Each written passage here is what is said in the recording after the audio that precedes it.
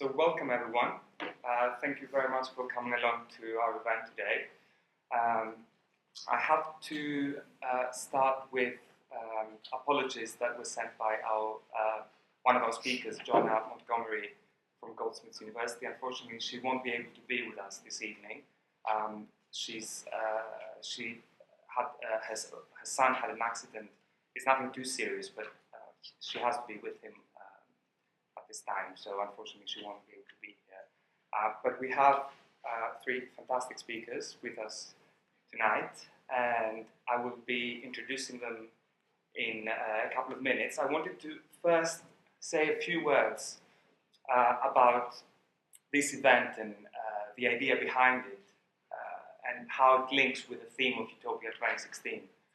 So as you know, this is part of the program of Utopia 2016, which includes a series of other talks, exhibitions at Somerset House, celebrating 500 years from the publication of Thomas More's Utopia.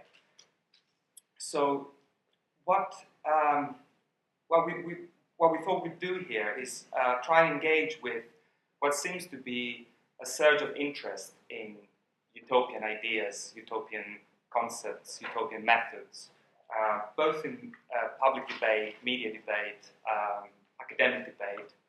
So, we hear a lot about people write and talk about the future, especially in terms of the uncertainty that we're experiencing in relation to the future, our inability to control the future that is slipping away from our hands. So, the kind of melancholic atmosphere, the hopeless atmosphere of today's political and social events, anything from starting from the financial crisis of 2008 to the American election, the recent American election. There is an interesting, there's a lot about how the role of hope and future in this context. So within social theory, there is an interesting return to ideas such as expressed in the philosophy of Ernst Bloch, the philosophy of hope. In sociology, people like Eric Olin Wright talk about rehabilitating a more realist utopian notion. But somehow, and there are discussions around utopian ideas such as full automation, post-capitalism. A series of books been written on those topics. Yet they feel somehow unsatisfactory. The kind of utopias they put these people and these groups tend to project. But on the other hand, what we thought we'll engage with is the kind of utopian ideas that we find in a very real way. We encounter them in the operation of the financial markets, the way that financial actors imagine futures, the way they use instruments, very sophisticated instruments, in a very imaginative way, derivative products, secured as debt, the way in which these fictional expectations in financial markets project futures that have very material consequences at the present. Take the financial crisis of 2008. So there's something interesting going on here. There is a certain financial imagination that seems to be more advanced, more sophisticated, to be at a pace that is faster than counter-radical imaginations as expressed in many strands of social theory. And this brings us to what ties this panel in together very nicely, I think, which is the focus on the role of imagination, the role of social imagination, not as a force, as a naive force of creativity and a positive force that guides innovation and the way we often hear about imagination in a very individualistic, sort of entrepreneurial way, but rather imagination in its capacity to create very real sort of futures, dystopian or utopian, and I want to emphasize the dystopian element. So the type of financial imagination and how it can create very real, very dim projections of the future that influence us all. And so I guess what is interesting in this take of imagination, and I think our speakers will touch on this this evening, is how rather than thinking about the rationalities of financial capitalism, the rationality that guides, say, policies of austerity, the rationality that justifies the operation of political economic systems, it might be useful to step back and look at the types of imagination that produce those rationalities. And so that perhaps will allow us to think of how imaginative ways can produce counter rationalities that can address those financial dystopias more effectively, perhaps. But I'll stop here, and we're going to start with. Let me introduce my panel first. So we have on the far left Chiara Bottici, who came from New York just for this event. So we're very lucky to have her here. Chiara is associate professor of philosophy at the New School in New York, and she has written on myth, imagination, ancient and early modern philosophy, the Frankfurt School, psychoanalysis, contemporary social and political philosophy. Her recent fantastic book is called Imaginal Politics, and it's out by Columbia University Press. And she's edited two excellent volumes. One is The Anarchist Turn with Jacob Bloomsfield and Simon Critchley, and The Politics of Imagination, co-edited by Benoit Chalin. Then we have Cassie Thornton, who is a feminist economist and an artist. Cassie uses dance, writing, visual art, hypnosis, experimental research, tools, and radio to reveal death as a source of solidarity. She's doing fascinating work that aims to produce the kind of social situations that result in unexpected transformations on the streets, at workplaces, and at schools. And she has a beautiful website that you can look at to find out more about her work, which is thefeministeconomistdepartment.com. And finally, we have Max Haven, who is currently an assistant professor in the Division of Art History and Critical Studies at the Nova Scotia College of Art and Design in Canada. But I understand that he will be moving soon to take a chair, a Canada Research Chair in Culture, Media and Social Justice at Lakehead University in Thunder Bay. Max's work focuses on themes including the financialization of society and culture, social movements and the radical imagination, the politics and economics of culture, critical art practices, and social and cultural theory. He's the author of Crisis of Imagination, Crisis of Power, a really excellent book, The Radical Imagination with Alex Kasnavish, and Cultures of Financialization, among others. So without further ado, just to say very quickly before we start, that I'll give our speakers will speak in turn for about 15 to 20 minutes, and we'll have an open discussion following this. So without further ado, I will hand it over to Chiara. Thank you very much. It's a real pleasure to be here. Since I'm the only, I guess, philosopher on this panel, I have the duty to speak philosophically, so to speak. So what I'm going to do will be a rather general set of remarks about, first of all, what I call the imaginal, which simply means what is made of images. And then I will discuss the role that the imaginal plays in contemporary politics through the threefold point of view of, first, capital, second, the individual self, and third, the state. So why imaginal? Why this starting point? Now, philosophers, they have this habit of multiplying terms. In this case, the term imaginal, which is not so commonly used, goes far back to the past. Actually, the Middle Ages, the Latin term imaginalis, which somehow got out of the philosophical discussion, because most of the debate has been occupied by these two other terms, imagination on one hand and imaginary on the other. But I take this term following a number of people before me because it's a concept that has been proposed recently as a third term between imagination and the imaginary for a number of reasons, and I will mention the two main ones. The first is that imagination tends to be conceived as an individual faculty, whereas the imaginary tend to be conceived as the social context. And so the debate has been stuck for a very long time between these two alternatives.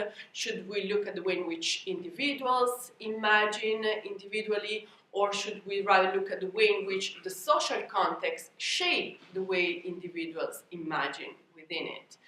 I take that this concept of imaginal suspend the issue of whether it's the individual or the context that comes first, and instead of looking at either the individual or the social level, we look at the so to speak, the images themselves.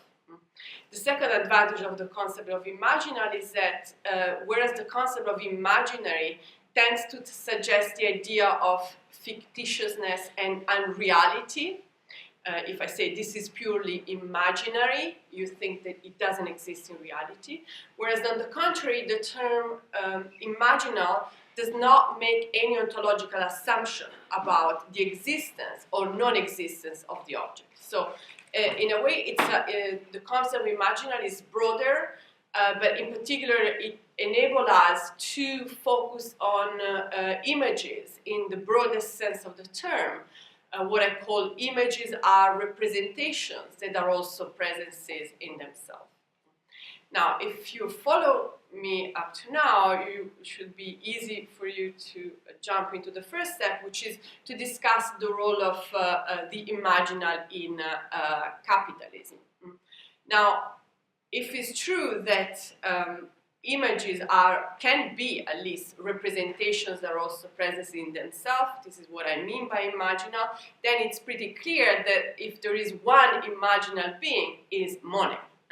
Money, whether it takes the form of Roman coins or relics from the past, or the fancy shape of hedge funds, in both cases they are imaginal beings. And it's an image which is and a representation which is also a presence in itself. It does, nevertheless, something.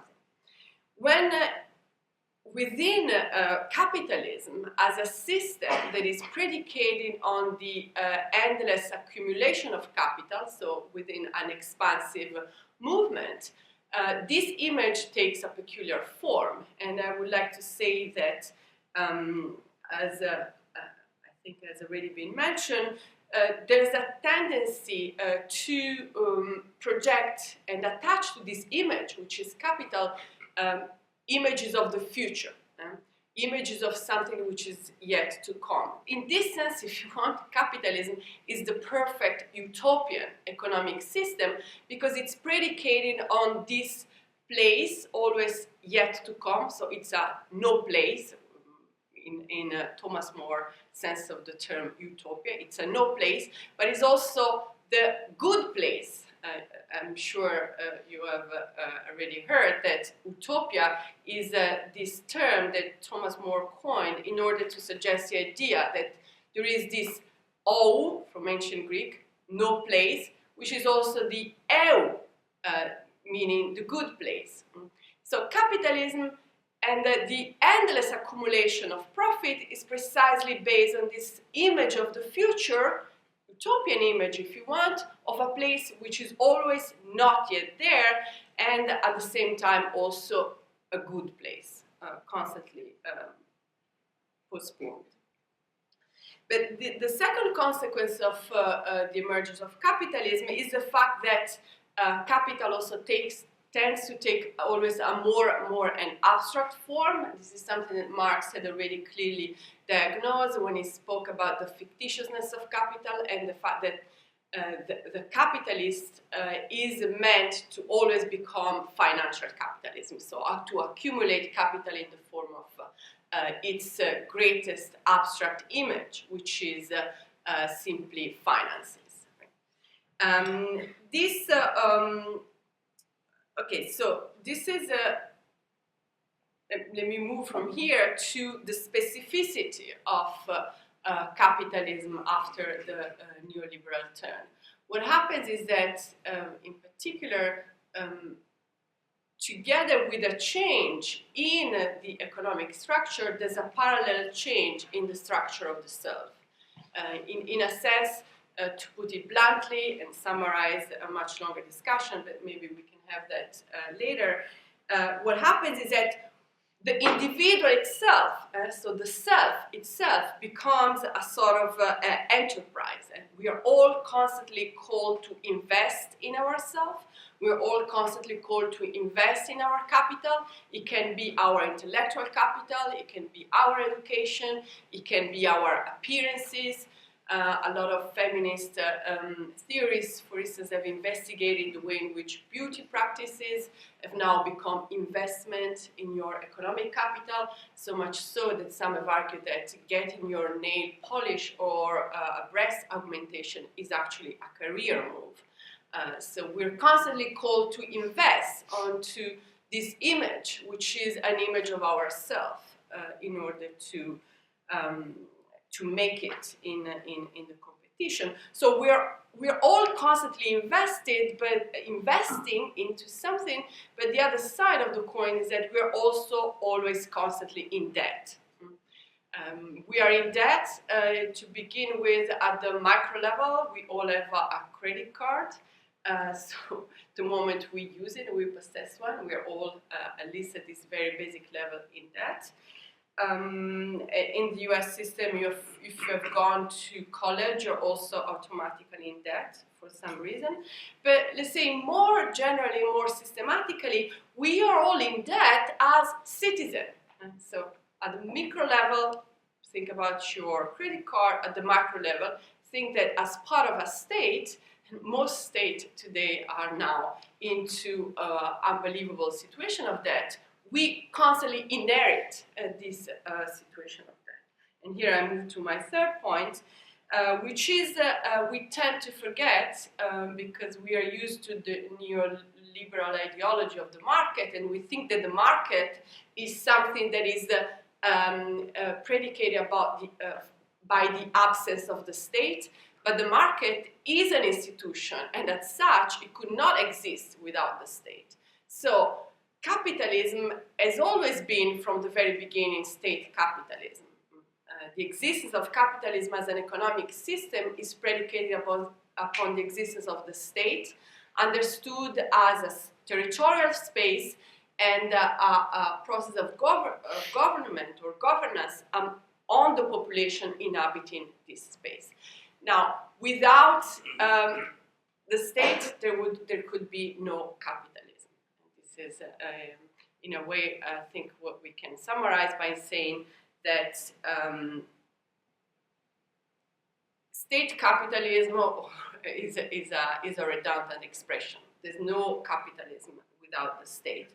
Now, this also means that since the state is understood, we tend to forget that the state is a relatively modern creature. It began in Europe in modern times. We can discuss about its historical genealogy, but the state has not always been there. And what has not always been there is the juridical fiction of the state as a person.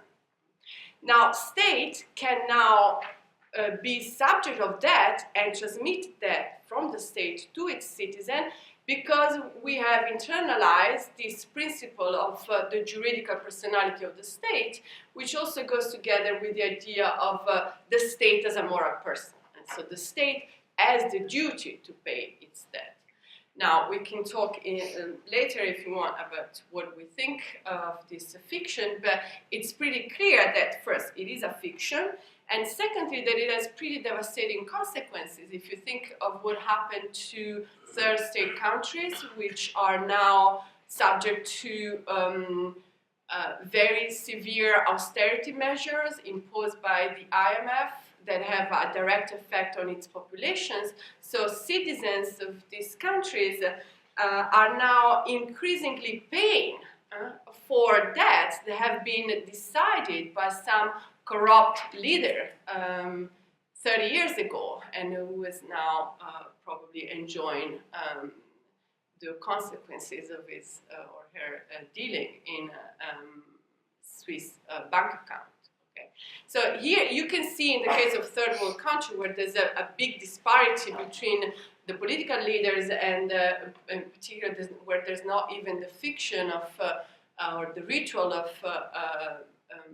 let's say democratic accountability, and there's no election, no real democracy. There you can see how absurd this system is, where citizens inherit and have to pay for the debt decided by their politicians. But most of all, what I wanted to emphasize is the fact that there's no, it's also the state system that renders debt as this pervasive medium that we all have to deal with. Okay, so now I would like to try to exemplify briefly what I just said by talking for whatever time is left, 5 minutes or so, about the election of Donald Trump to US president. I will just briefly talk about the slogan that made it a very successful campaign, notwithstanding everybody complaining about this feature and everybody saying that the most unqualified of men would never make it against the most qualified of all the women. And actually it did. That's how. First, the slogan of the campaign was Make America Great Again. And here every word is important. So let me just say a few of them. First, there's the reference to America. America is understood as this ancestral original nation, so it's an image which is separate from the idea of the United States and the people currently inhabiting its territory. This is something that Trump achieves constantly, first by targeting immigrants and suggesting that they do not belong here. So you may wonder, what is this here? And this here is precisely this image of a nation, this America, which is unbelievably white and which is the one that not simply is believing in, but is, so to speak, is making it real just by his policies and his rhetorical speeches. Second, in this sense, yes, the second element is make. It speaks about, so make America great again. Let's talk about the make. Why is this important? Because the make is the pivot of the identification with this mythical America. Okay, the idea that something has been playing on all the time is the idea that only I can fix this system and only you can vote me, right? So this is the call to identification. So I've put here the image of Hobbes' Leviathan, suggesting how there is this idea that by joining this system, by joining this movement and voting for Trump, you become also part of this mythical image that I think it's quite nicely represented by the Leviathan. Second, there's this temporal statement. Again, this is the most important part of the slogan. Without that word, I'm almost tempted to say Trump would not have won the election. Why? Because the again suggests the idea that there has been a temporal sequence of greatness, decline, and rebirth. Now, having spent a lot of time studying political myth, and in particular fascist political myth, I can tell you, if you want more in the discussion, that this is the typical narrative of every form of fascism, and the xenophobia. Right? Every form of fascist is predicated about the idea that there has been a decline, and precisely by saying this word again, you're implicitly suggesting that there are some people who are responsible for the decline and should therefore be eliminated. And the number of acts of violence that have just erupted in the street after the election of Trump, it's really worrying. I don't know where the system will go to outright fascism. It's too early to say, but there's definitely fascist elements in the whole narrative and in the sort of xenophobic violence that it's triggering. Okay, so make America again, and then obviously the greatness. Now, for those of you who have followed the election, there has been all this language of size in Trump campaign. For at least 3 weeks, all newspapers were only talking about the size of his hands because he made a statement in public television saying that his hands were small, but everything else is great, beginning with the tower that he owns in Manhattan, and which became a kind of symbol of his greatness. Obviously, the tower is a very important symbol because it's not only this phallic grandeur, but it also has into it the idea for the corporations, so the economic success, the good competitor in the game. I don't have much time, so I can't show everything, but this is really what is new in the Trump campaign, and if you want, what makes his fascism of a very peculiar kind, so it's fascism plus neoliberalism. It does not present himself as the typically fascist leader, playing on, if you want, the utopia of the all-powerful daddy who's going to protect us from our enemies, but he's playing this role of the good baseball coach. This is the Make America Great Again was emblazoned on the baseball hat, and I'm sure you all know that baseball is that great American thing, right? So by playing with this idea of the coach, has been playing with, if you want, combining the archaic fantasies of security and protection from the all-powerful daddy with the idea that it actually is one of us. So he's not one of those corrupt politicians or an unachievable person, but he's one of us, he's caring about us, he's going to really train and teach us how to enhance our human capital. Funnily enough, at the same time that the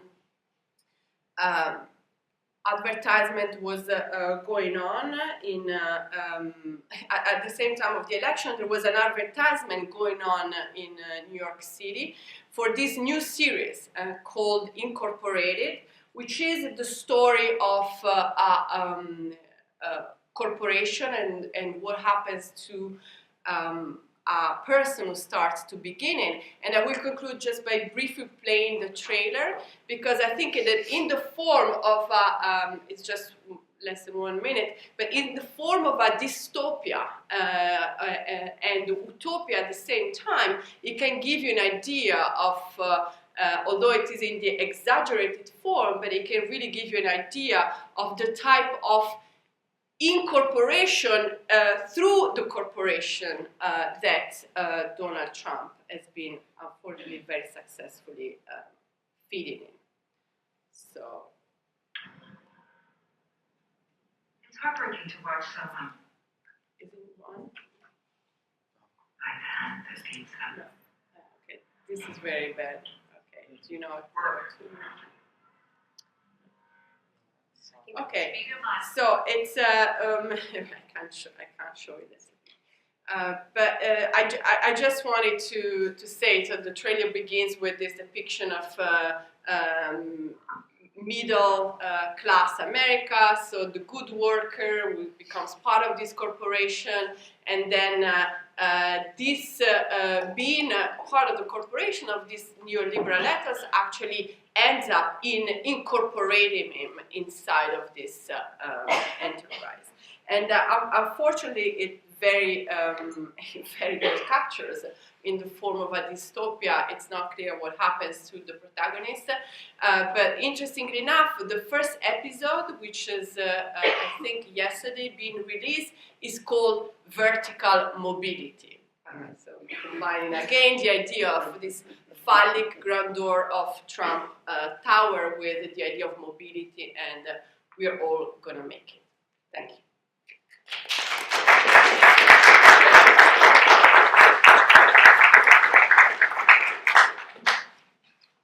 Thank you very much, Kara. So, Sure. Go next. All right. Well, thanks so much for inviting me, and thank you for that great presentation. I've been trying, as I sort of promised in the note that was circulated about this presentation, to map together three phenomena that I don't know if I'm able to map them quite onto each other yet. One of them is these processes of financialization, which has sort of concerned me as both a scholar and an activist for many years. The processes by which financialization is an integrated process that occurs at the economic level of the restructuring of the capitalist economy, at the political level in terms of the, as Chiara mentioned so eloquently, the transformations of the nation state into this vehicle for finance and debt.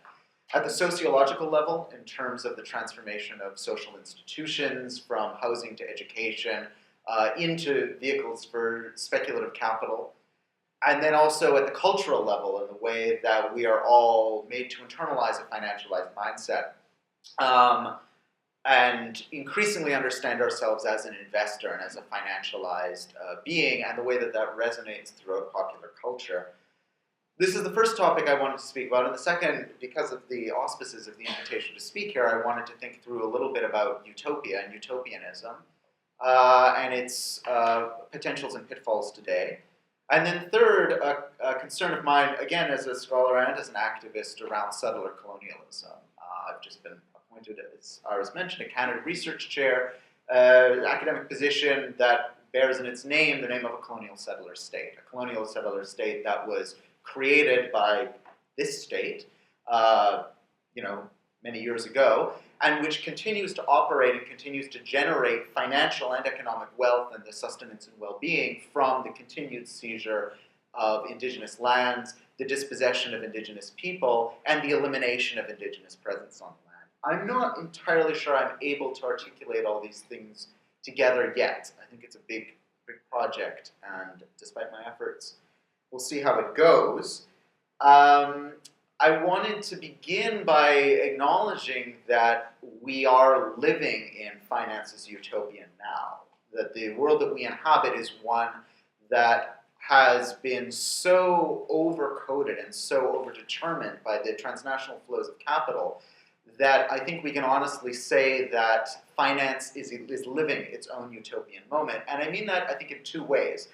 The first is that our moment is one that is defined by a sort of brutal imposition of total liquidity, where almost every form of value and wealth in the world around us has been coded into a financial system that renders it completely liquid, in the sense that financial capital now seems to seamlessly flow into expansively around the world, in the sense that there are very few states or very few zones that can avoid the impacts of financial capital, whether those impacts are felt in terms of being here in London, where finance has completely reorganized urban space and driven most people out of their homes, or whether we're talking about the financialization of food and land through global land grabbing, or we're talking about the financialization of whole economies, where they simply become vehicles for speculation on currency or speculation on national bonds.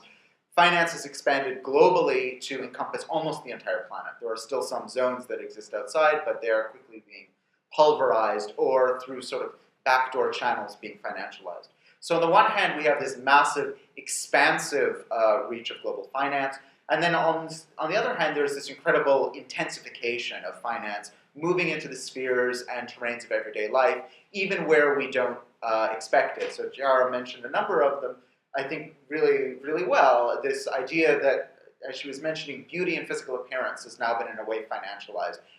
We're encouraged to imagine these things as investments that will have future payback. Speaking at a UK university, I need not tell anyone how the university has become a fully financialized zone, which has been reduced from any sort of mythic ideal about providing some sort of uplifting humanist education to essentially a vehicle for credentialization, forcing students to go tens of thousands of dollars or pounds into debt in order to basically have a chance to pay a lottery of future security at some point in the future. Housing markets likewise have gone from providing any idea of shelter and community to being really the only source of future security for most people. If you can afford to buy a home, it becomes the source of your retirement, it becomes the source of your children's potential well-being, it becomes the source of your medical and physical health security, and as the welfare state retreats, financialization rushes to fill the void. And my work has been dedicated to trying to understand this process of financialization as not simply a dark fantasy concocted in the sort of laboratory of Goldman Sachs or HSBC or Lloyd's or any of these other huge financial firms. Of course, and it needs to be acknowledged that somewhere, I mean, it depends how you crunch the numbers and which numbers you believe, somewhere between 80 and 90% of all the global financial flows exist between 50 large corporations. Similarly, somewhere in the range of 70 to 80% of global financial flows, again, it depends how you crunch the numbers, exist purely in the realm of the algorithmic imagination as they're exchanged by high-frequency trading computers that have been essentially programmed to compete with one another to circulate financial assets at an incredibly rapid pace. So rapid that it completely defies the capacity of the human imagination to even fathom what these machines are doing. Even the designers of these machines and algorithms don't have the capacity to understand them. So on one level, finance and financialization exists in an elite realm that none of us in this room, I presume, and if you run a hedge fund, I'd love to talk to you afterwards. But I suspect you don't, because you would be doing other things with your evening, I suspect. Maybe not. But in any case, this realm of finance exists on a level of stratospheric power that very few of us will ever have access to or any comprehension of. And it indeed exists in a world of such secrecy that we don't have any ability to measure it. Even those people who we assign allegedly democratically to govern this sphere are typically the alumni of major hedge funds and investment banks. The UK's central bank governor, formerly Canada's central bank governor, for instance, Mark Carney, allegedly one of the most powerful men in the world of financial regulation, is himself an alumnus of several investment banks. Most of the people working for the IMF and the World Bank, the European Central Bank, and indeed most of the world's financial ministers for governments are also the alumni of these institutions. So I don't want to diminish from arguments that would suggest that there's a very powerful oligarchic elite controlling the financial system, which is increasingly reaching expansively around the globe and intensively into everyday life. But I also want to insist that this form of financialization relies on each of us internalizing this financialized ethos and becoming an agent of financialization within our own lives. And some of them we've already heard about, this idea of cultivating the sort of entrepreneurial investor spirit and becoming an ambassador of that spirit into almost every sphere of our lives, including, for instance, romantic relationships, which are now understood to be these sort of investments. And a lot of the self-help literature and self-help television that you might see about relationships now increasingly encourage people to imagine it as a form of sort of investment in their future well-being. All fine and good, and I think it's important for us to remember that there is so much grassroots agency that the financial economy relies on. It relies upon the transformation of our imaginations so intensively because it also opens up a latitude for the imagination on a number of levels. I think there's a utopian dimension to insisting that the tools that finance now uses to move hallucinogenic money around the world, to in fact organize a global system of exchange and a global system of labor and a global system of material wealth in its own interests, could, at least theoretically, be repurposed to create some sort of economy of abundance. We have the powers of algorithmic prediction and the powers of calculation now that would make the most wild fantasies of the architects of planned economies of the past simply kind of explode. We have the capacity in some ways to orchestrate a utopian global system now.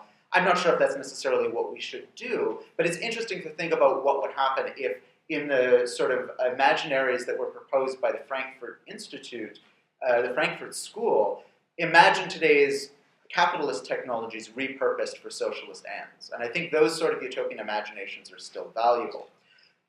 But I'm interested in another realm of the imagination as well, because I think one of the problems with the way that I've posed the intersections of imagination and finance in the past is that it tends to contribute to a sort of obsession with the newness of the phenomenon.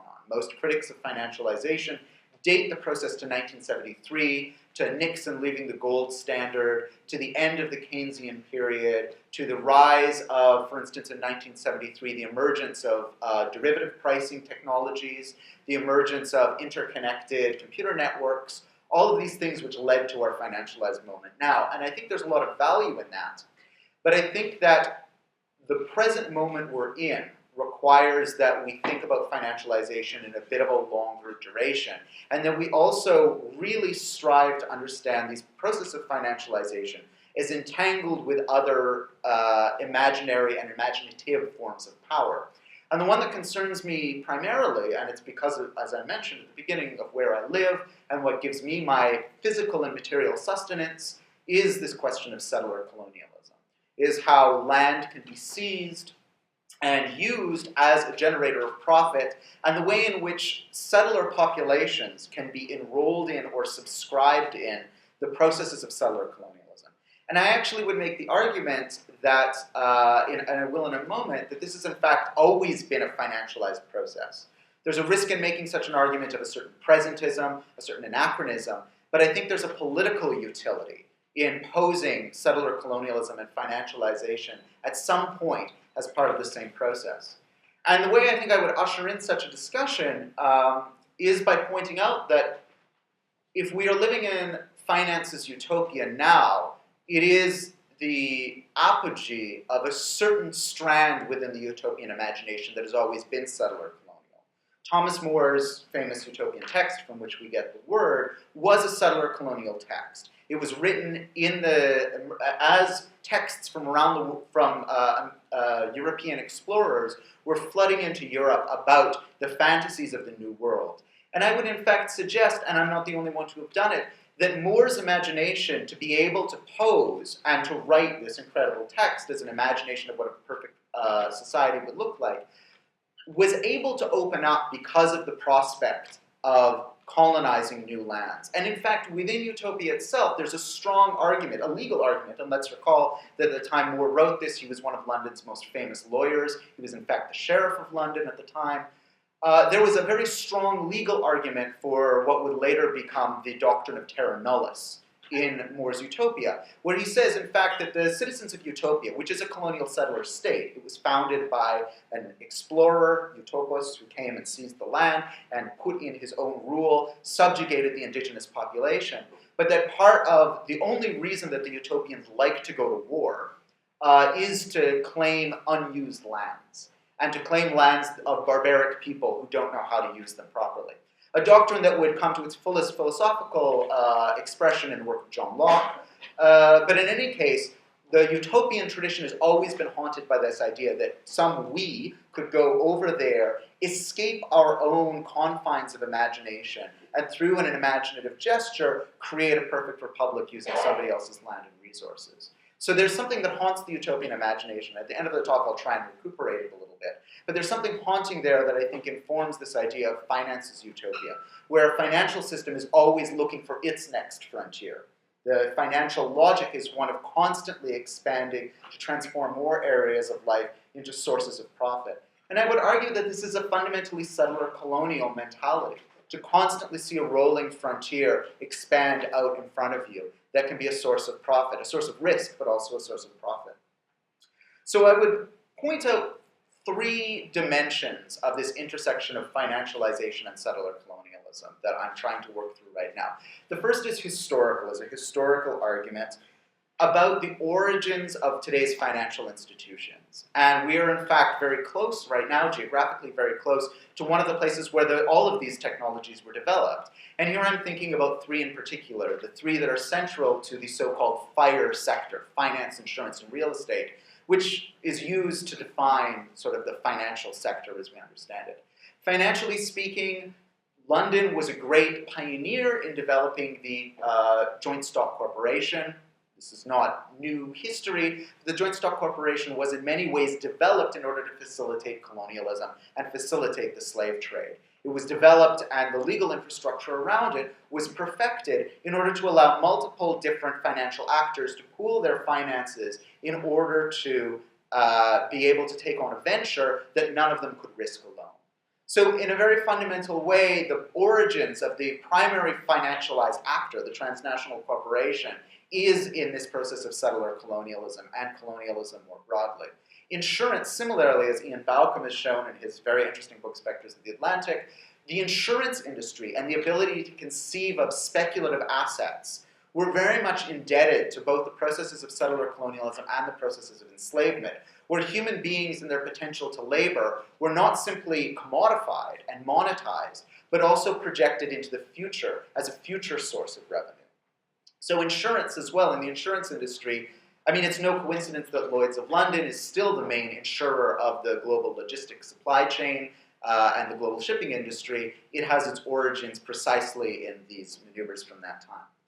And finally, this argument is too large for me to make here today, but the idea of real estate and using real estate and territory as a form of financial speculation, I think, is also very much tied to settler colonialism. After all, at the time when real estate law was being developed and real estate imaginaries were being developed, there wasn't a great deal of real estate that could be afforded to most common people in the so-called old world.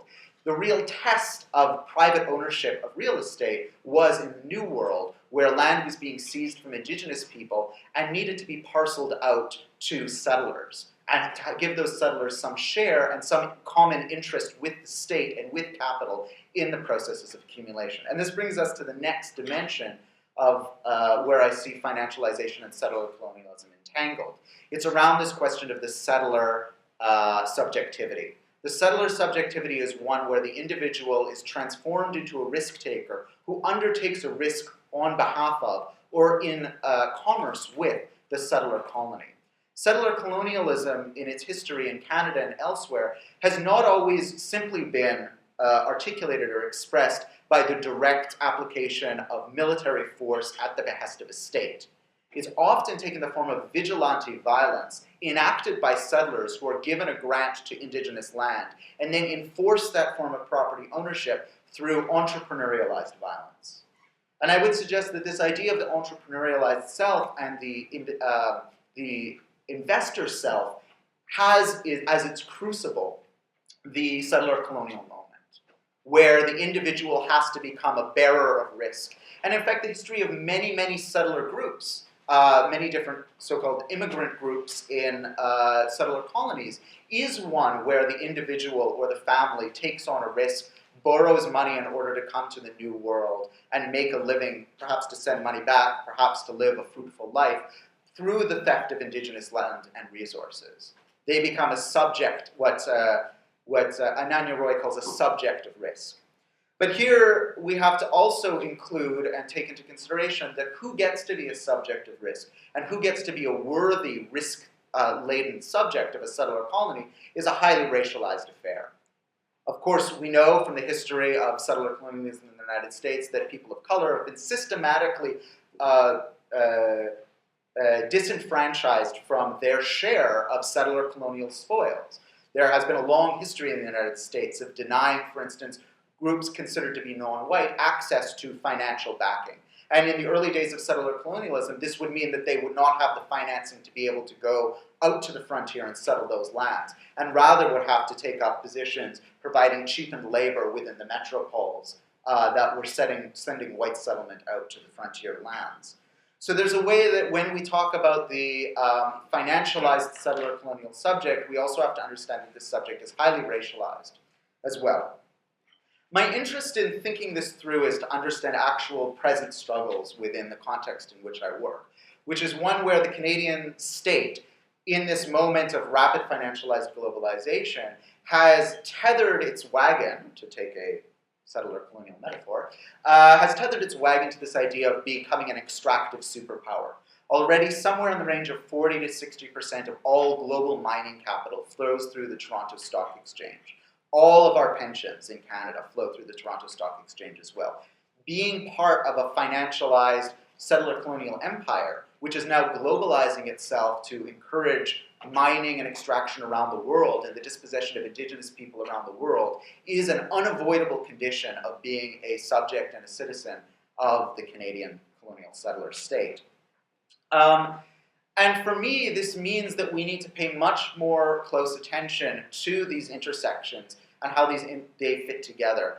Because without them, we're left with what I think is now rearing its ugly head as a form of counter-financialization that is in fact potentially in many ways more ugly than the form of financialization itself. This is a counter-financialization that I think we've seen in the recent rise of neo-nationalist movements in the United States, here in England, and around the world, that pose themselves as counter to the flows of financialization and globalization, but do so through a misguided but highly racialized nostalgia. This is a nostalgia that often gets articulated as the difference between so-called Wall Street and so-called Main Street. And as Chiara mentioned, it's the nostalgia that is so pregnant in that word again. This again, to return to a moment that never existed.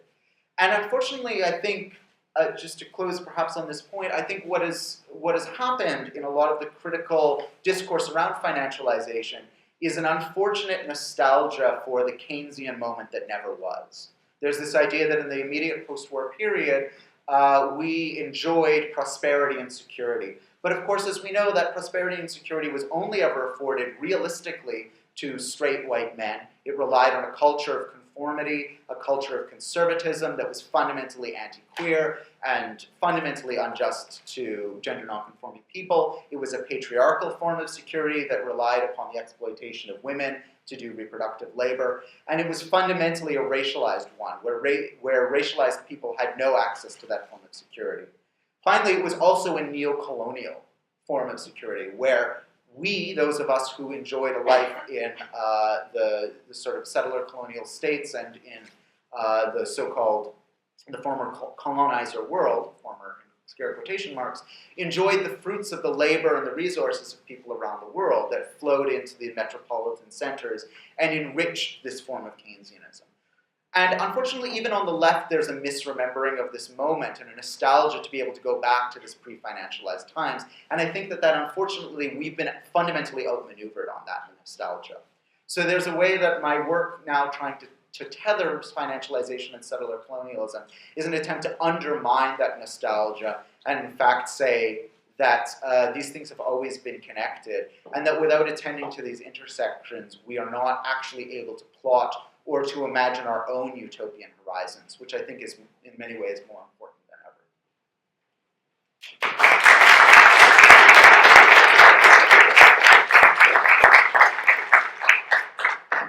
Thank you very much, Max. And so we'll Cassie be the last talk, and we'll be using some images as well. So yeah, you when you're ready.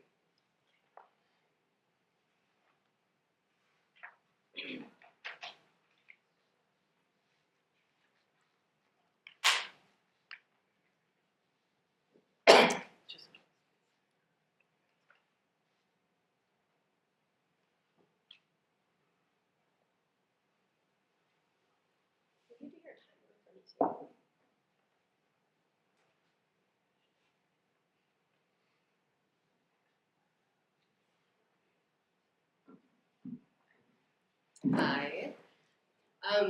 So I'm an artist, and for many years I've been working on the project of trying to understand debt in terms of what it does to an individual and a social imagination. So I got a Facebook message, and it was followed up with a message on my actual Facebook page that said, "Enjoy your dictator," not too long ago. And it was interesting because of who it came from. It happened because I posted kind of in defense of all of the people that voted by not voting in the US. But the person that posted this on my Facebook page is a millionaire who owns a large condo on Miami Beach. And she's very, very concerned about jellyfish. I'll explain more about that. But she's a worker from the financial sector who participated in a project that I'm going to talk about today. And this image is an image of a souvenir from a sort of party that I threw. Maybe it wasn't like a party that you've been to before, but it did involve destroying a lot of financial instruments. And at the end, there was a lot of kind of leftovers all over the ground, particulate matter that people were able to gather up and take home with them. So I had made piñatas for this party. And this is what it looked like the day after. You could say that there was a sort of a debt hangover the day after, and this is what I actually had a group of young students come in and talk about it afterwards. And so the piñatas, I'm just going to first explain what was inside of them. And you can see in the upper left, there's a piñata that was a banyan tree, and that was filled with leaves that were from a tree outside of the federal courthouse. On the bottom left, you'll see sand, and in Miami, sand is a really sort of controversial and expensive problem because every year, most of the sand that extends Miami Beach properties out far enough to have an actual beach is washed away by the tide and then has to be replaced, and it's very expensive. On the bottom right is some rubble filled that. On the very bottom is dirt from outside of a juvenile hall, and the juvenile hall is right next to a new luxury hotel development where housing projects used to be. So there's some rubble inside of the far right piñata that had rubble from the housing project.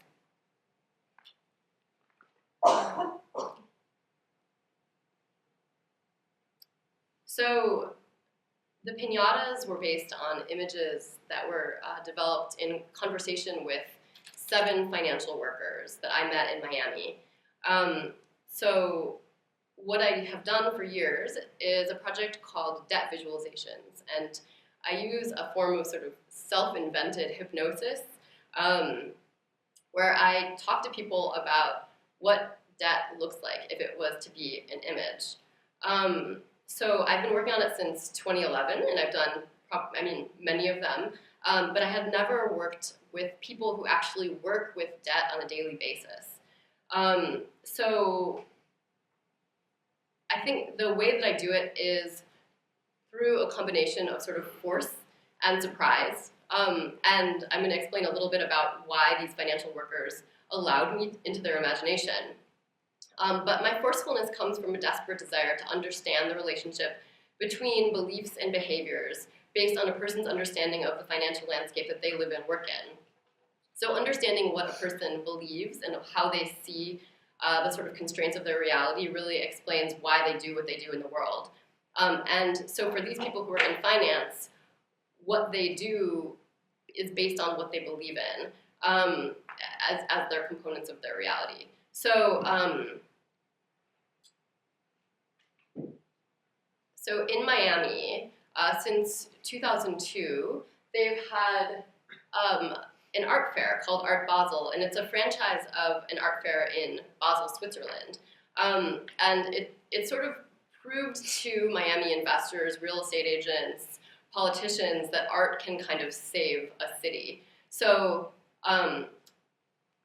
since this fair has become successful, microbreweries and boutiques and cafes and commercial galleries kind of did the work of God by increasing the real estate of industrial neighborhoods all over Miami. So when I was invited to Miami, it was by a nonprofit art organization. So nonprofits often have a board of directors. The board of directors often are people that work with money or have access to money, because the promise is that if the board of directors that the nonprofit can rely on the board of directors to raise money for them. So in a very kind of direct way, when you work with a nonprofit art organization, it's really easy to kind of finance people. So this board of directors, like any board of directors for a nonprofit art organization, they do sort of like apologetic charity work, trying to bring money into the world of these poor artists. And I'm one of those poor artists. So it's funny because there's a level of guilt and responsibility that these finance workers automatically kind of have and had to me, which is why they participated with me, I think, one of the reasons. So another element about Miami that I think is really interesting and kind of will play into the story that I tell is that before Miami was sort of became Florida, became a piece of land, it was actually a swamp. It was a mangrove swamp. But since the early 2000s, there's been incredible flooding that doesn't have to do with rain. And what it is actually the coming back of the swamp, because the earth there is actually made of limestone, and it's a porous substance, and the water, because of actually many different reasons, including the rising sea level, the water is actually seeping into some of the most expensive real estate in Miami and flooding streets, flooding neighborhoods. And so it's causing sewers to overflow, so it's a sort of sanitary emergency in some of the wealthiest neighborhoods. They have their own mayor in Miami, who is called the Bloomberg of the Everglades, and he campaigned from a canoe. Miami spends the equivalent of their entire annual budget on pumps to pump the water out of these neighborhoods. They also spend an equivalent amount of money to ship or to dig in and bring in new sand to extend the property in Miami Beach and around Miami to preserve the property, which is the most valuable property in Miami, because that's where they get the most tax revenue, from those property taxes. So when I was in Miami, I met with 7 financial workers who had no awareness of this, or didn't want to talk about it. It was barely an issue. There's new hotels and condominiums on every corner, and meanwhile, lots of people say that Miami is due to disappear by the end of the century. So just keep those kinds of ideas in mind as I explain what the financial workers imagined when they imagined debt as an image. I met an investment banker, who I'm going to describe his visualization first, a hedge fund manager, a manager of a major foundation, and 2 corporate lawyers. So when I first meet with people, I first talk to them about their relationship to debt. When have they borrowed? When have they lent? When have they felt like they've been taken advantage of? When have they felt generosity? And how do these financial and interpersonal experiences affect who they are today and what do they do and what they do? And so in each of these visualizations, you'll hear me first I'm speaking in the first person from each of these persons' voices. First, I'm going to describe what they talked about, some excerpts of what they say when they explain their their relationship to money and debt. And then second, I go into a visualization. And in the way that the process works in general is that I do this sort of seamless thing where we talk very much about, through their analytical mind, like what is their experience of money and debt, and then kind of almost out of nowhere, because I don't do this for someone twice, I just say close your eyes and imagine yourself in a familiar outdoor area, and we go through this sort of very strange journey where often the unconscious mind mirrors what they had just said using their sort of more conscious and analytical mind. So that's what I'm going to do. So anyway, so the first person is an investment banker named Jamie. And he says, as I said before, Art Basel transformed Miami. I've been here since 1972, and it's totally changed the city. It's affected the real estate market. In terms of places with people with a net worth of over 150 mil, Miami is the 6th in the world. Art is an asset class. I love the arts for saving my city. Now he begins to talk about debt. I know it's out there, it's a big responsibility. I want to make sure I can take back the debt. I don't want a reputation that I can't take care of my lenders. There's times when that doesn't work out, but I can't say that these burdens keep me up at night. If I had refinanced my home and maxed out my credit cards, I wouldn't sleep. This doesn't weigh on me because at any time I could pay off anything. And then this is another excerpt from the conversation. Signing personally would keep me up at night, to an extreme. When you sign personally, the recourse comes back to you, whatever incomes or assets you have. Basic security, home, car, whatever. In my profession, when we're buying debt, we're acquiring an asset. Me nor my firm sign personally on that debt. If the industry has fundamental shifts, our loss is capped at how much we put in. And maybe this is the most poignant part of what he says. I don't need loans and everyone's trying to give me loans. I know the system is rigged. It certainly jaded me. I'm pretty cautious about extending a loan to a friend. I probably should do it. But it's a risky proposition without the proper paperwork. I could become a lender if I wanted to, but if I did, it would be with a proper structure. You see a wealthy person without experience, like you see sports players. And 70% of NBA players claim bankruptcy. That's $10 to $150 million down the drain. So after we spoke in that way for a while, I said, okay, close your eyes. And he said, I asked him to imagine a familiar outdoor place, and he imagined himself on the beach, of course. And so he says, I'm more interested in the ocean than the sand. After the break, there's nothing in there, and he's talking about inside of the water. No sharks. We're 20 to 25 feet deep. Further, there's a sandy bottom with plants attached, little schools of fish. The water's a little cooler and deeper now, but not uncomfortable. I never imagined what's below the sand. It gets darker as you go down, more like dirt. I think it continues like this until you get to a mountain range at the center of the earth, where there's a big giant boulder that's completely solid. What is that hardness made of? Rock of some sort. Probably layers of minerals and things of that nature. Someday this will be mined. It's sort of the same thing as fracking. And wherever there's value, it will be extracted. And then after talking about the water at length, in very generalizing terms, he says, that's enough of that. Back on land for me. Under the water is more of a relaxation area, not an area of intense curiosity. There's plenty of interesting things back on the sand, not particularly in the water. I'm facing Miami now. The man-made beauty looks like debt. The water pulls me towards it more. I'm around people with significant sums of money every day, with money that most people can't comprehend. What do you do with $20 million? I became jaded, and the numbers don't mean as much to me. I think it's normal, but others think you're crazy. So the water is freedom, and then one creates more structure. Then you live within the structure. The money is a way to keep score, and at some point you can step away from the game, and it will keep going on, but the game never stops. Being in the water is jumping off a train. I do it every so often, and I should do it more. Someday I'll jump off all the way. For now, I'm in a fast-moving game. And the final part is that he's looking at the sort of built environment of Miami, and he says, when I see the white buildings from far away, they look very clean. Up close, it's a little dirtier. If I zoom in, the particles are all slightly different size, grayish, still.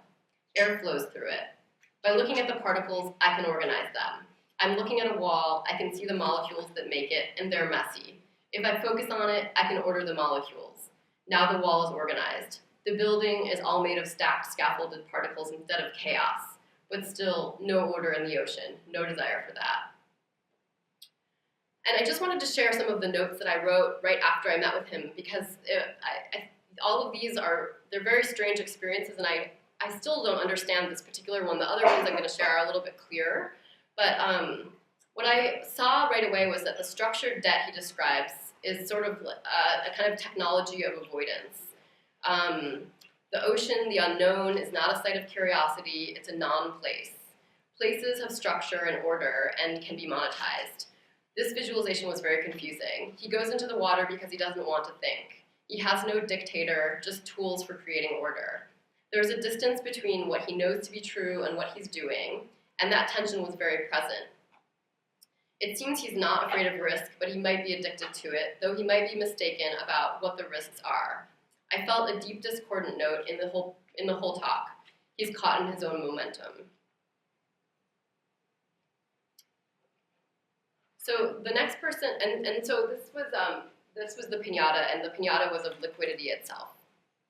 And that was filled with the construction dust from the housing projects. The next is a banyan tree. That's what this, and so this was from a corporate lawyer that worked up high. I met him up in his office, and we had exactly 30 minutes to do his visualization. And his name was Tom, and he says, I'm averse to indebtedness that goes beyond what you earn. Some people have no idea what they're getting into when they're taking on debt, like student loans. Professionally, I know how raising debt for companies empowers them. It's leverage. You can be over-leveraged, but it can also be a tool, like microlending. There are abuses in all things, but when farmers need to buy seeds, they take out loans. I avoid debt, maybe too much. I don't really have any besides a car lease. I have young kids. I know the school relies on debt. And he closes by saying, my aversion, like Shakespeare's, never a borrower or a lender be. So this was probably the most boring visualization I've ever done. And he walked to a park in the middle of Miami, a very general park. I couldn't identify which one it was, or if it really existed. And he describes a limestone that's below the park. I asked him to look below the grass, and he said, there's just limestone there, and then it ends. And so then I push him, and finally he says, okay, there's a tree nearby, I'll climb it. It's an old tree. There's a lot of holes in the trunk from animals or people, with plants growing in the crevices. It's a banyan tree with a big trunk. I'm climbing around on the limbs. There's a lot of shade from a large canopy. I can watch the people below me. The tree's quite old. It's a strong tree, only a little bit precarious. It has rough and prickly bark that would break right off. It's most brittle at the bottom. As you go up, it's not as brittle. So he goes on and on and on explaining it. Finally, he gets up and he says, okay, I'm 20 feet up. I'm 2/3 of the way up. It's harder to climb if you go up because the branches at the top are newer. And I ask him finally, do you want to jump or fly or see like if something impossible could happen since it's your imagination? And he goes, no, it doesn't feel wrong to be up here. It's a tree. If I fell, it would be a problem. It's a possibility that I'd fall. I don't do this that often. Okay, I don't do it. So I could fall. The branch might not support me, or I could lose my footing and slip. I've gone skydiving, so heights aren't a problem. But to get down, I'm definitely not jumping. I'm not going higher. The danger of going higher does not outweigh the benefit. The danger to benefit ratio has a much higher reward for staying. And I think the interesting thing about this is that he describes a banyan tree that he's climbing, and the way that a banyan tree grows, it's actually a hollow tree, because it's the tree of life. It's called different things in different places, but basically birds drop seeds on, previously living trees. The seeds kind of grow these trendles that eventually sort of take over the tree, suffocate it, and kill it, and then you have the artifice of a tree. So he climbed an artifice of a tree, and then found himself doing a benefit risk analysis. And at the end, he kind of apologized and said, I'm sorry, that was really boring. And also, I'm sorry about, he had said at one point that he was like looking down at the women and children from up on top of the tree. He said, I'm sorry about saying that, I didn't mean it that way. And then the final one, which I think is actually the most interesting, is the woman that said on my Facebook page, enjoy your dictator. And I wanted to say something about her saying that, is that she's a really repressed and scared person. And when she said, enjoy your dictator, and she's talking about Trump, I felt as if she was always acting as if she was living under the finger of a dictator. And I felt this sort of repression coming from all of these people. And so that's just to sort of begin. But so she begins to talk about her debt and her family having lots and lots of debt, and her relationship to kind of trying to support her friends and family who are not doing well. They're she comes from a poor family from the South. And so she feels responsible for making money because she needs to pay for the lives of her family. And I'm going to go a little bit faster here. So one thing I think that's important to bring up is that she's really afraid of like what could happen. So this is a person that works in This is a person that works in finance and makes millions of dollars. But she's living in fear, and she says that for me, the pressure not comes from the money that I owe, but all the stuff up in the air that could happen and cause everything to drop at any minute. And so at any moment, I could go from being okay to having a super tight budget. And in her visualization, she imagines a jellyfish poisoning her, and she says that she picks up. So she starts out on the beach. She picks up a jellyfish and she begins to look through it. She becomes afraid that it's going to poison her, and she kind of cries out that she's not going to let another jellyfish poison her. And even though it's a living being, she would rather if they would just all die. And so there's this way that she kind of goes on and on about having been stung before and not wanting to be stung again, which we can see reflected in her death visualization at the beginning when she's talking about her personal experience. So in the end, I think that I'm just going to read the end of her visualization. So she gets really worked up about the fact that the thing could sting her, and she gets worked up about her own reaction to the jellyfish and the sort of hate she exhibits. And she says, okay, I'm going to sit down. I pick up a handful of sand and I look at it closely. I shrink down to the size of the sand so I can see what the sand looks like up close. Oh wait, I'm actually in the sand. I'm a small person standing in a large person's hand, but both of them are me. I'm exploring the pile of sand within the hand. Because I'm so small, the sand is making a small mountain range for me to climb. Little me is wearing a bathing suit, big me is not. Let's see. There's a way that I could get lost in the landscape and forget that I'm in my own hand. I'm not sure if the big me can see the small me in my own hand. If I saw it, I'd be concerned. But if it's that small that I can't see it, then no, I'm not concerned. I pick up little me and put her on the ground in the sand. I'm worried about the little birds coming to peck at me, or a jellyfish. That would be scary. I guess I never realized I had such intense feelings about jellyfish. And so after the visualization, she took me to the beach, and we got in the water, and neither of us could swim. And so we began to talk in the water, and she said, I just want to confess something to you. I just helped sign the merger to make the world's largest private prison company, and if you want me to bring you home, I can. And I think that it was such a powerful moment because she wanted to confess to somebody, and she wanted somebody to mirror back to her what she was doing. And I got the feeling that she maybe had never spoken about this to anybody outside of her own company. And so she is the person that says, enjoy your dictator. And she feels that she has no way to participate in reality correctly, and she doesn't know who her dictator is, though she definitely is living under a dictator.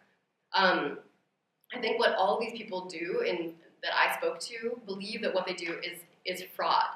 I think that they feel as if they're playing along with rules that were artificially conceived to mess with them, and so they're constantly playing a game of avoidance, denial, and kind of like,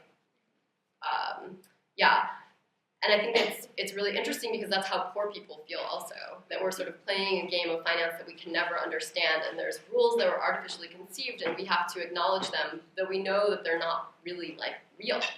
So,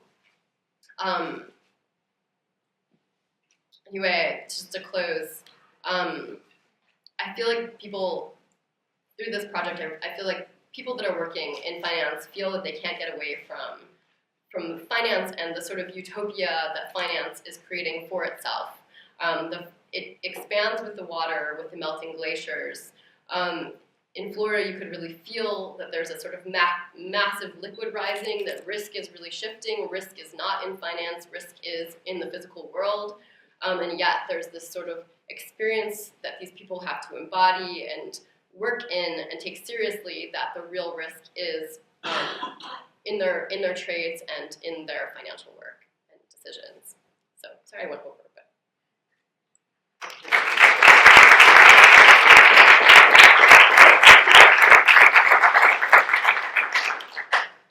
Well, thank you very much, everyone, for the fascinating talks. Just before I open the discussion to the floor, just one question that, in an attempt to bring your talks together, perhaps.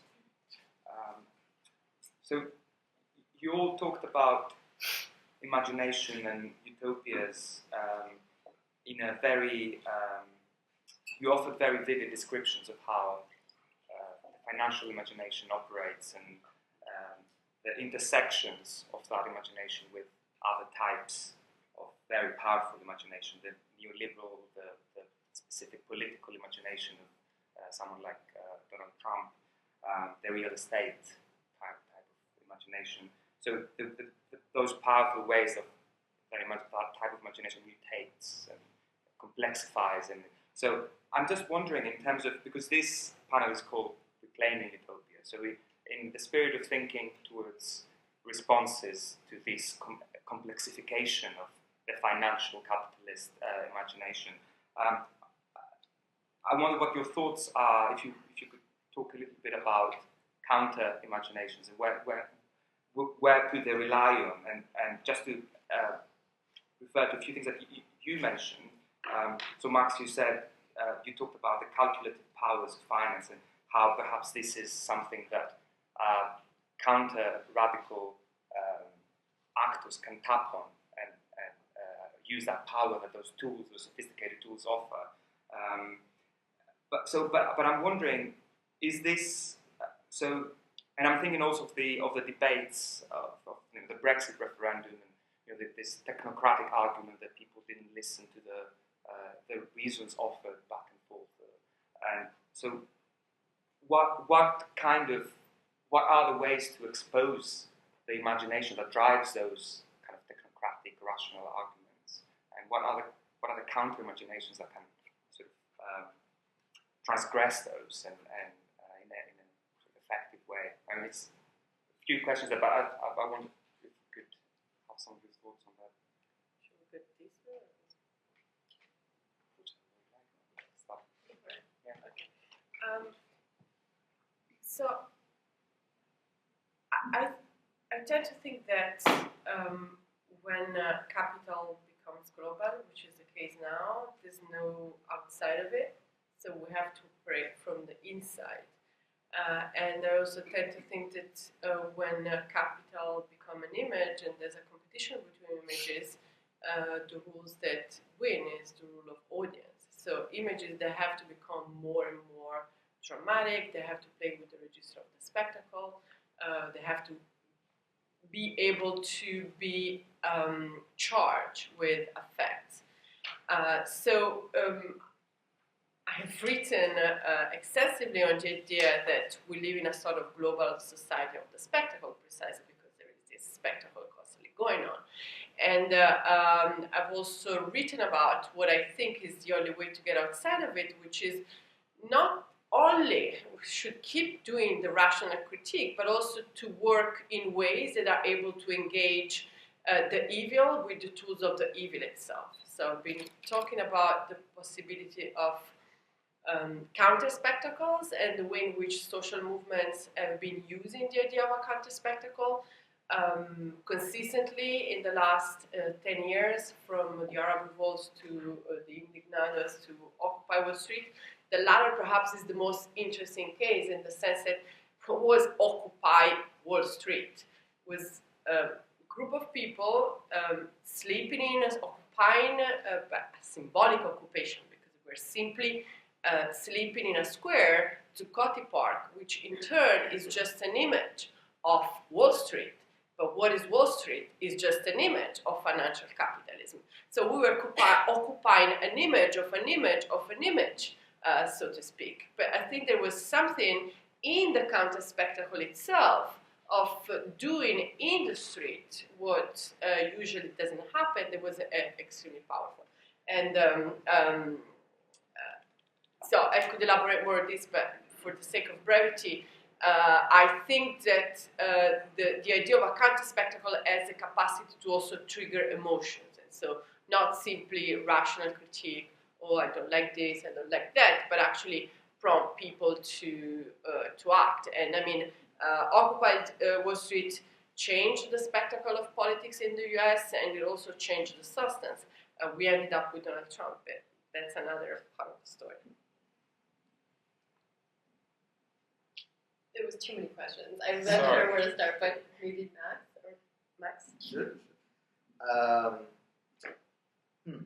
I think the success of the financialized imagination is due to the fact that those of us who have internalized it don't feel it as a dystopian imposition, but we call upon financialized rhetoric and financialized techniques of imagining the world around us as a form of pyrrhic empowerment, where essentially we feel like we have some control or some agency over the world around us. If, for instance, we go to university and get a certain education, if we buy a house, if we make these investments in our appearance and our relationships.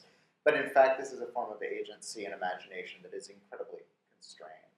And I think the danger right now is that everyone, first of all, a lot of people never had access to the forms of the financialization of the self that some of us enjoyed. I mean, I was able to go to university and improve my human capital and get a job and be called a research chair or whatever. So it worked out great for me, except that the world's falling apart. But it didn't work out well for a lot of people, and it isn't working out well. And as people feel the failure of this promise of financialization, and that they've done everything they were supposed to do, and yet the world is still falling apart around them, they realize, I think on some fundamental level, maybe not in these terms, that they're living in somebody else's utopia. And I think when you live in somebody else's utopia, all that's left to you is revenge. And that's the political situation we're in. In terms of how to counter that, I think on the one hand, I did mention that I'm kind of interested in what could happen if we engage the thought experiment of like, if we have all of these incredible tools, maybe not to take actually like a derivatives trading room or a high-frequency trading algorithm and, let it run the global food supply. That's already happening. I mean, most global food is traded as commodities futures and traded by these things. So that nightmare is already upon us. I think the question is, well, what else could we do? How else could this technology or these potentials or these collective powers, which today are privatized, be put to work in the interests of the common? And the final thing I'll say about it is that I work on the imagination. And we've talked about this idea of the radical imagination that comes out of Cornelius Castoriadis and others, and the way that we interpret it in a project that I helped run in the city of Halifax called the Radical Imagination Project is that the ability to imagine a different world isn't something that you think in your head as an individual, it's something that you do collectively. I mentioned this question of the collective imagination before, and I think we just need to get much, much better at creating the circumstances and opportunities to bring people together and dream together again.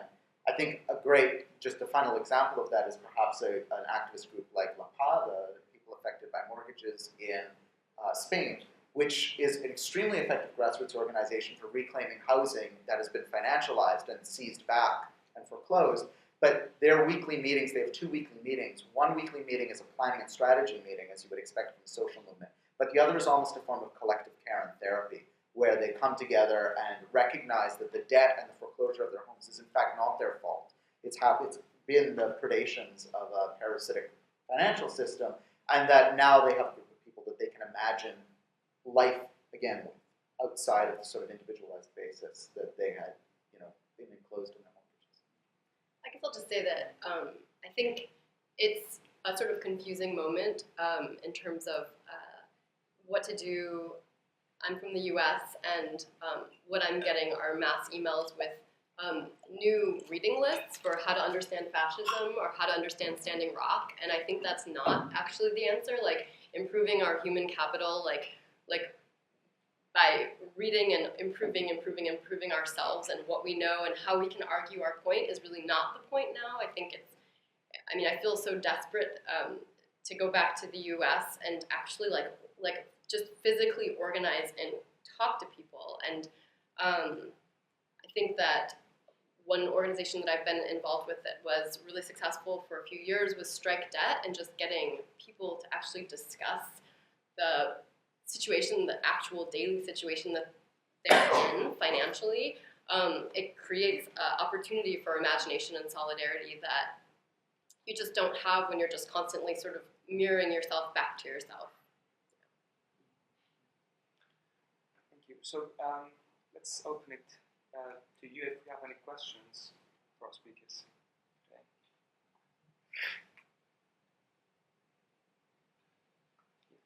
First of all, thank you very much for the very interesting talk. My Chiara. I find very interesting the distinction between imagination, the imaginal and imaginary. And I think this reflects on the classic dichotomy in sociology between agency and structure. Like imagination reflects more on agency and what individuals think and do possibly as a result of it. And the imaginary is more of a structure, more of an image which may come past, an image that drives our feelings and what we do. The imaginal seems somewhere in between agency and structure. And this reminds me of the concept of habitus, Bourdieu's habitus, as a way that those two could be integrated, like an individual who acts within given structures, but at the same time the individual could improvise and possibly develop those structures or develop actions based upon those structures. So my question about the imaginary is, does it share this element as well? Because the way that you use this very interesting example about Trump and how Trump developed this discourse was that it mostly functions as a structure, as something that constrains the action of the individual. So my question about the imaginal is whether there is any room for improvisation there. Yes, thanks, great. I never thought about the sociological terms, and you phrased them really nicely, so thank you for that. Yes, indeed, the reason why I introduced the notion of imaginal is because I was stuck in between this false alternative between an imagination that is full agency and an imaginary which is no agency. And the way I put it is that imagination is this faculty that we possess and can operate whenever we like, whereas the imaginary is these places that possesses us. So the idea of the imaginal came in precisely to help because first of all, it doesn't make any assumption about the individual or social source of production. It simply put the focus not on the source of production of images, but on the immanent presence of images. Secondly, I didn't go into that because I didn't have time, but let's say in the rest of my work, I really go more at length into the origin of the concept. It comes actually from Muslim Sufi philosophy, which has been taken up recently by psychoanalysts. So the idea is that the imaginal is this place, in the Arab term is alam al-mital or mundus imaginalis, is this place where unconscious drives can always erupt. They can always erupt and break whatever structure is ongoing. So phenomenologically speaking, the idea of the imaginary is the idea of images that can always go in an unexpected direction. Hence the emphasis on the idea of counter-spectacle. And ontologically speaking, because for me the question of, okay, where is the new coming from was always at the center. In the book that I wrote called Imaginal Politics, I rooted ontologically on the phenomenon of birth. My question was, fine, okay, we have the unconscious, but how can it be that this unconscious is bringing this rupture?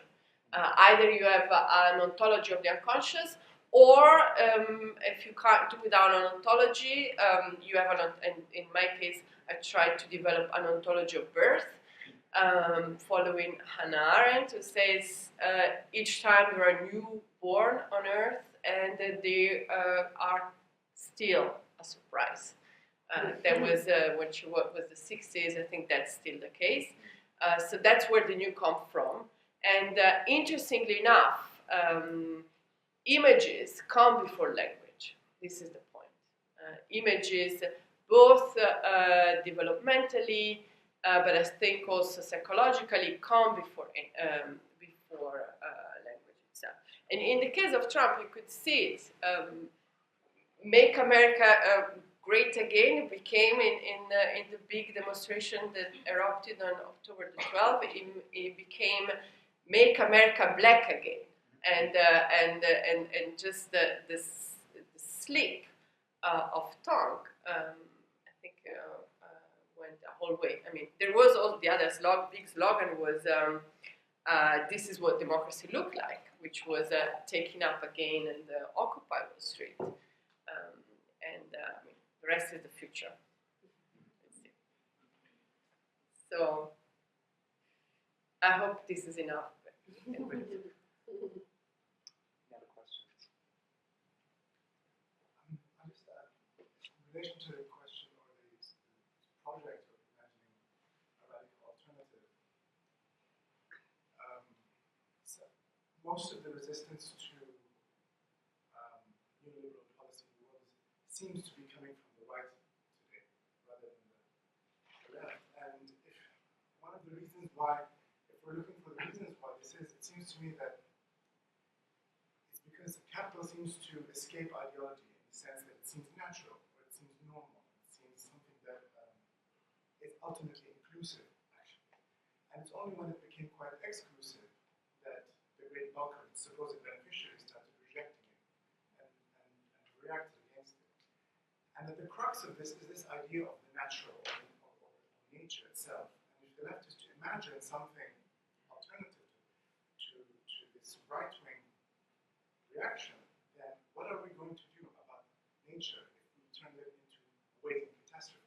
If the left's historic mistake, if you will, was to ally itself to an impending catastrophe, like a financial crisis or a meltdown, actually crisis all the time, how are we going to deal with this naturalizing something better, or instead of foreseeing catastrophe? Sorry, No, that's good. Yeah, it's a great question. I'm now working on precisely on this idea of the relationship between the counter spectacle and nature. What I can say is that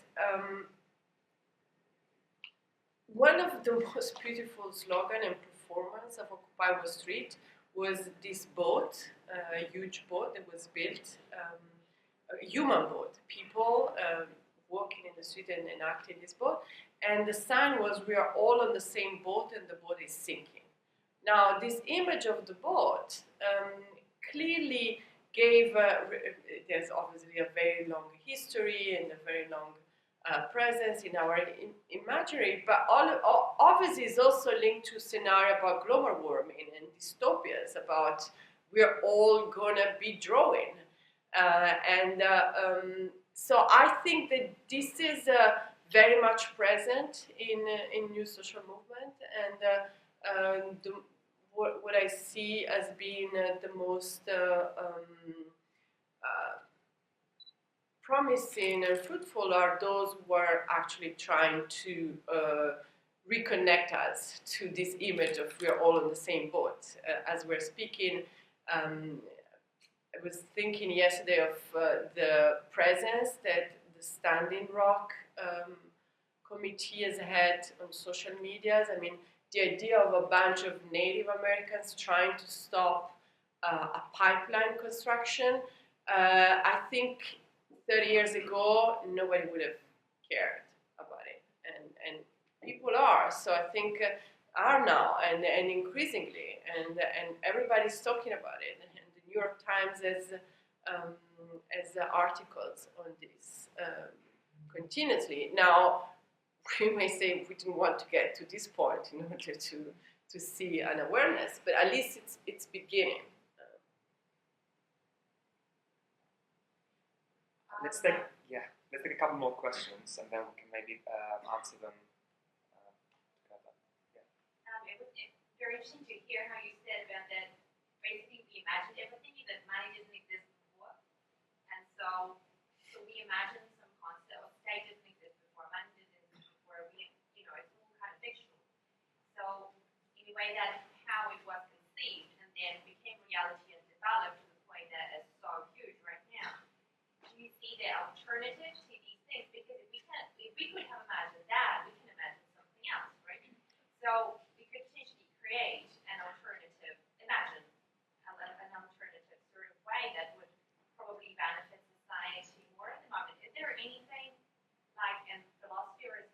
anyone really thinking about that? Like, is there any, new conceptions about new alternatives to money, government, finance? Let's take maybe, are there any other questions?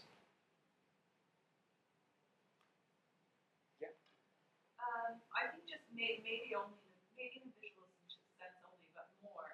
What strikes me about Occupy and a little bit about some of the descriptions in the photos that we're seeing of Standing Rock is that, in fact, they look a little bit settler pioneer.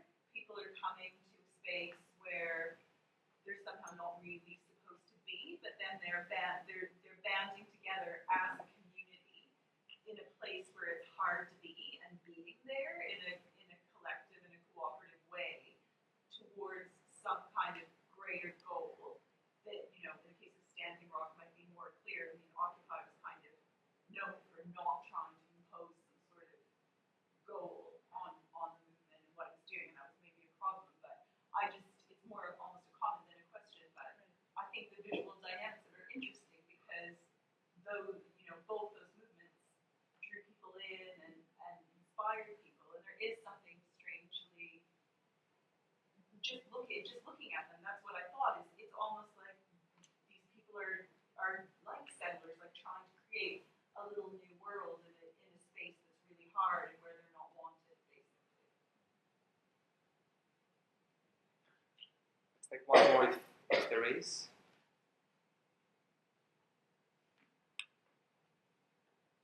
Okay, so Sure.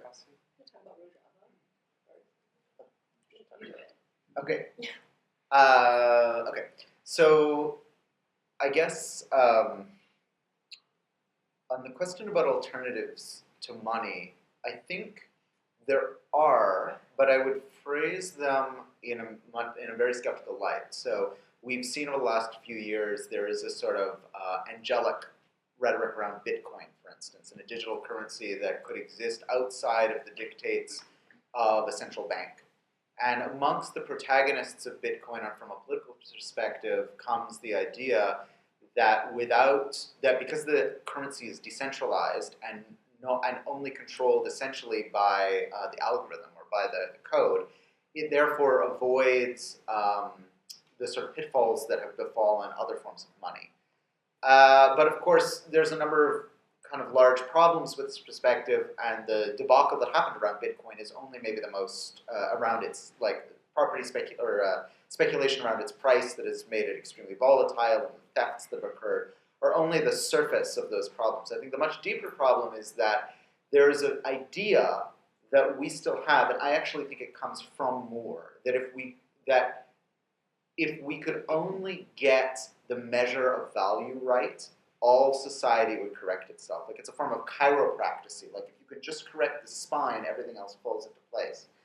And I think it's a problematic perspective. I actually think that Moore gets this utopian idea because he's obsessed with money. The full first half of Thomas More's Utopia is about money and about money's corrosive effects on Tudor society. And, he envisions the society without any money and a way of organizing people without it. So there's the sense that the utopian imagination has always been haunted by this idea that if we could just fix money or we could just get rid of money, then things would be different. I think the reality is that the possibility of something different happening is about community. And it's specifically, I think, about communities of risk, or what we today talk about communities of risk. I think the success of Trump and the success of, for instance, the Brexit vote is the capacity of corporations and financial institutions to insist that especially white people share a risk with them of some sort of racialized seizure of wealth and security. And something that's, I think, so exciting about Standing Rock is that you see a lot of people from a wide variety of backgrounds saying, actually, we share a risk with these people, and it's this pipeline and the form of financialized capitalism that's behind it. And I think the problem with the approaches that are in Bitcoin and these other forms of currency is, and also often a lot of local currencies, is this idea that if only we just fix this measurement, everything else would kind of just work. But that's not exactly how societies work. And so I'm much more of an advocate like frontline direct action. I think people imagine different worlds and are able to build different worlds, not by necessarily thinking about them or designing them, but by actually struggling together against power as it exists. And the example Cassie just mentioned as well is what's happening now, for instance, in Rojava, in Kurdistan, where there's this incredible movement that's formed in the face of incredible aggression from the Iraqi government and the Turkish government and the Syrian government, as well as ISIS, against this population, which has developed an incredible, sophisticated array of essentially anarchist confederalism within their territories, where they're not seeking to now create a nation state, but seeking instead to develop grassroots forms of collectivity and communality. It's a really interesting example that I don't want to go on too much about. I think if I can just intervene just for 1 second, I think one other way of, one other alternative that I think Joanna might have been able to talk about, but unfortunately she's not here, was this a type of, at the policy level, a type of imaginative pragmatism and solutions like she was going to talk about debt forgiving in response to what she calls debt melancholia. So thinking about the instruments available in policy that can mobilize more imaginatively